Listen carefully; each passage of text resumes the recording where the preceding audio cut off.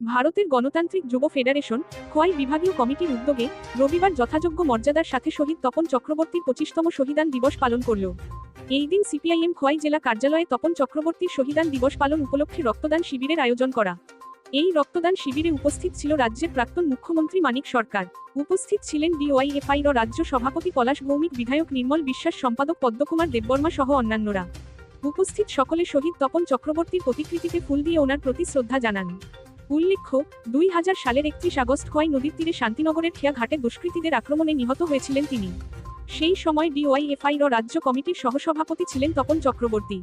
পাশাপাশি অবিভক্ত খোয়াই মহকুমার ডিওয়াইএফআইর সম্পাদক ছিলেন। এই দিনে রক্তদান শিবিরে 50 জন রক্তদাতা স্বেচ্ছায়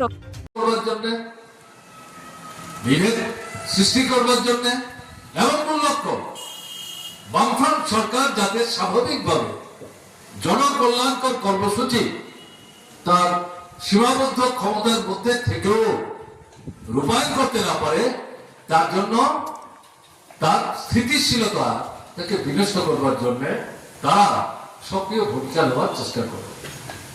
তাদেরই তৈরি করা সংগঠন তথাকথিত আমরা বাঙালি পলিটিক্যাল পার্টি, এবং এই তথাকথিত আমরা বাঙালি যে সংগঠন তাদের গোপনীয়তা রক্ষা করে সশস্ত্র সন্ত্রাসবাদী বাহিনী তারা তৈরি করলো, তার নাম তারা দিয়েছিল বাঙালি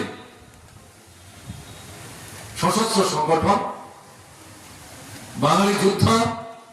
এবং তাদের লক্ষ্যটা ছিল উপজাতি সন্ত্রাসবাদীদের যেমন লক্ষ্য ছিল বাঙালিরা, আর এদের লক্ষ্য ছিল উপজাতিরা।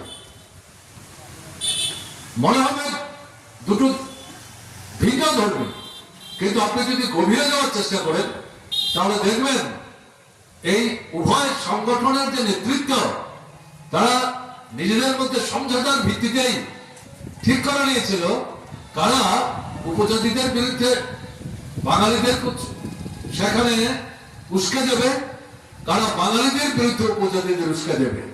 এই উপজাতি বাঙালি তাদের মধ্যে ঐক্যকে যদি বিনষ্ট করা যায়, যে কোটা হচ্ছে বামফ্রন্ট সরকার প্রতিষ্ঠার মূল ভিত্তি, তাহলেই ত্রিপুরার পরিস্থিতিকে ছাড়খাড় করে দেওয়া যাবে। বামফ্রন্ট সরকারের পক্ষে সেখানে স্থায়িত্ব রক্ষা করে এই সরকার চালানো কঠিন হবে, জনস্বার্থে তারা কাজ করতে পারবে না। এই দুটো সংগঠন সেখানে এই কাজ সংগঠিত করার চেষ্টা করছিল।